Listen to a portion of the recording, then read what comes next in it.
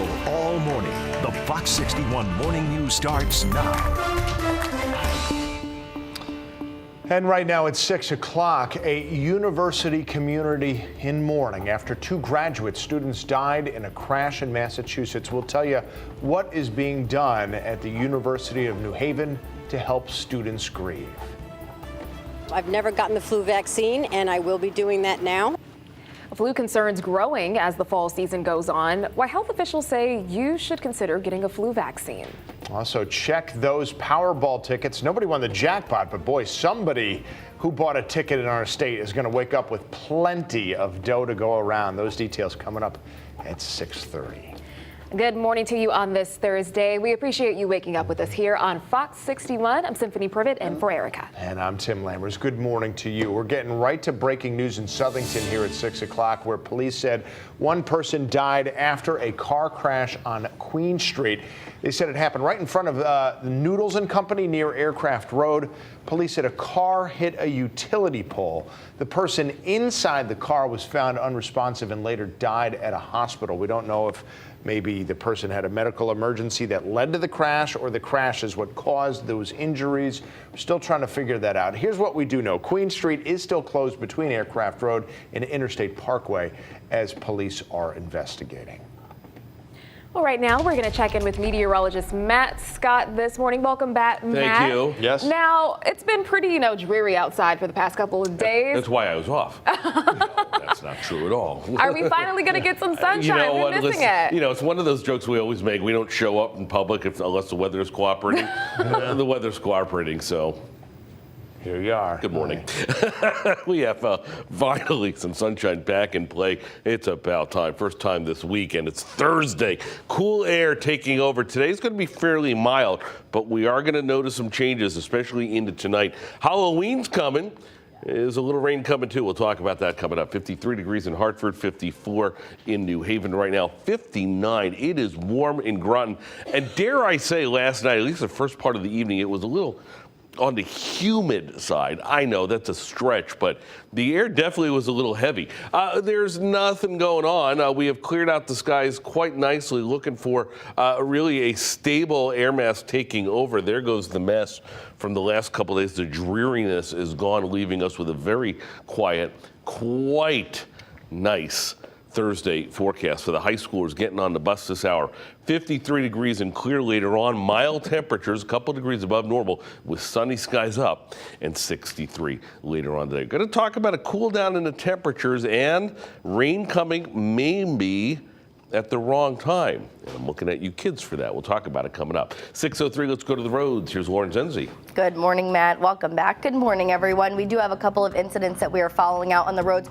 First one I'm going to bring you out to is the Southington crash that Tim and Symphony were just speaking of. I do want to talk about a quick detour, so if we could bring this full for everyone to see. If you are in the West Queen Street area, your best bet is going to be, if you are trying to go down Queen Street, to go West Queen Street, down Route 229 and over Spring Street. So that is going to be your best way. It's kind of like a little box to get around that closure right there. So definitely be mindful of this if you are in this area, because it is going to cause an impact for the morning commute until that opens. Now moving on over into Montville, we do have live pictures from this scene at Old Colchester Road. It is closed at this time due to a motor vehicle accident. Do we have those live pictures? We do. Okay, here we are. This is at Old Colchester Road in Montville. We do know that it is a one vehicle crash. It took down a telephone pole. At this time, we don't know what kind of vehicle it is or any extra information from Montville or Connecticut State Police, but we are working diligently to get that for you throughout the morning. So be mindful of this if you are in this area. Moving on in the Hartford area, it looks as though construction is clearing or has already cleared on 91. 84 looking good. We do have a little delay coming into the Hartford Tunnel. Yep, construction is cleared. Things are moving freely into and out of the capital city. That's some good news. Over in Waterbury, same thing following suit, in and out of the Mixmaster, and down in the New Haven area, 91, 95 looking good. And as we move down into Fairfield County, we're definitely starting to see those delays ramp up and that heavier volume out in Fairfield and Bridgeport. We'll check in again, hopefully with more information on those crashes coming up in the next half hour. Tim and Symphony, back over to you. All right, thank you, Lauren. Well, now at 6, 2 University of New Haven students were killed in a car crash Tuesday. Now the college is offering support for those who need it. Fox 61's Julia LeBlanc joins us live now out at the campus there in West Haven. Julia, what can you tell us? Hi, good morning to you both. Yeah, this crash happened early Tuesday morning on Route 7 right near Sheffield, Massachusetts, which is just over the Connecticut border. And we are learning that 6 University of New Haven graduate students were in that car at the time, along with a 7th person.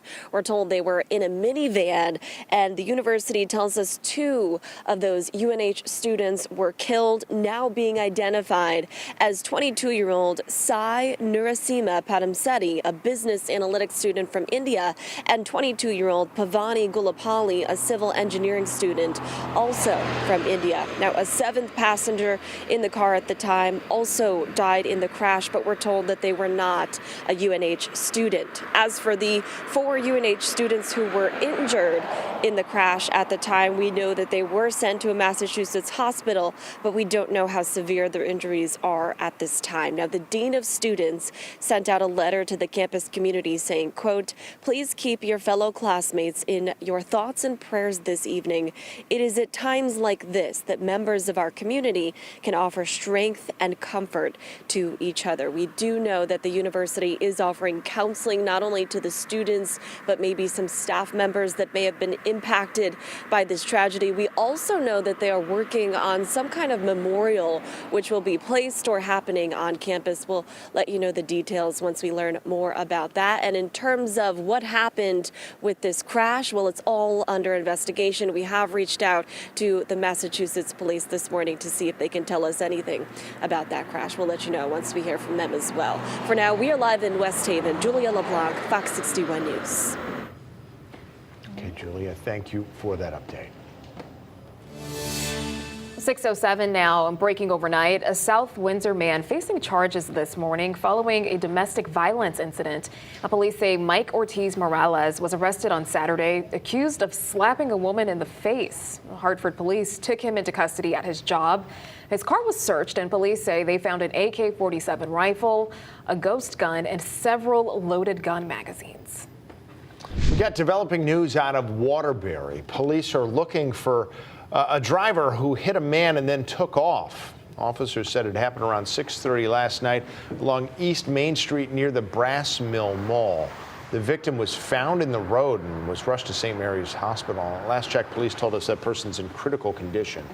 We don't have the description of the car that hit the person. That's why it's so important. You call Waterbury Police if you saw the crash or if you have information that can help them. In Manchester, a bicyclist seriously injured after crashing with a car. Police say this all happened on the Tolland Turnpike near the Burr Corners Shopping Plaza. The 62-year-old bicyclist was taken to the hospital. Police say the driver of the car is cooperating with the investigation. To Watertown now, where police, listen to this, they say an inert grenade was found out there last night. The grenade was found by a utility crew in the area of Main Street and Cherry Avenue. Officers closed down the area as the state bomb squad checked it out. Unfortunately, they say that grenade was not a live one. Police say the area is safe. The roads are back open this morning. And this morning in Vernon, police are asking for the public's help. They're trying to find the man who robbed a Subway sandwich shop.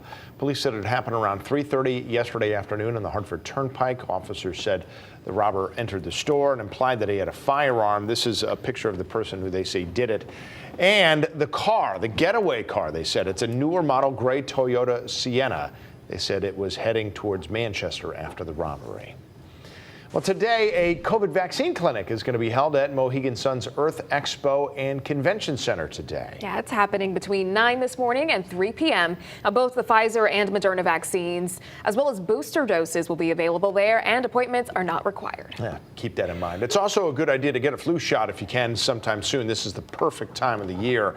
And officials say it's going to be crucial this year because of all of the relaxing of masking and social distancing that we've had in some degree over the past 2 years.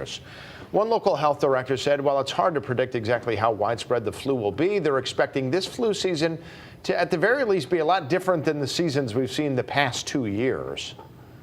Influenza has been suppressed to a certain degree the past couple of winters. I would say we're overdue. In our efforts to suppress COVID-19, we were effective in suppressing many of the other respiratory illnesses. Yeah, by no means are people predicting a widespread disaster, but maybe the worst flu season we've seen in the past 5 years or so. Several states are already seeing high numbers of flu cases. Not here in Connecticut, though. We're still low for now, but just right to our west, New York City, and the rest of the Empire State is seeing a high number of cases. So we'll get ours probably pretty soon. And right now, the kids' respiratory virus known as RSV is slamming hospital emergency rooms across the country and right here in Connecticut. Well, it's also pushing pediatric intensive care bed capacity beyond the limits. Both Connecticut Children's here in Hartford and Yale New Haven report having to expand the number of beds they normally use due to a surge in RSV patients. A lack of pediatric ICU beds means that the patients are having to stay in the emergency room longer. The real concerning thing with this surge is the capacity in the intensive care unit and the emergency department, where the life-saving treatments are really time sensitive. And when we're beyond capacity, sometimes that could potentially lead to delays. Now, RSV is nothing new. This has been around for some time. Most kids handle it well, but kids under 2 and those who are immunocompromised, they can be at a higher risk of severe illness. Now, nobody knows exactly why the surge is happening right now, but experts say it's likely because of a lack of immunity coming out of COVID isolation and the fact that schools and daycares are back to normal operations right now. And a lot of people have asked questions. What do you mean a lack of immunity for kids who, some of them weren't even alive during COVID? We're talking about the immunity of the parents who would then pass that immunity on to newborn babies. But also remember, RSV, everybody gets it, even though kids are the most susceptible. So a lot of parents who would have otherwise gotten RSV and not known it over the past 2 years are now getting it, passing it on to their kids. There's just a lot more of the virus circulating. That's at least the thinking going on.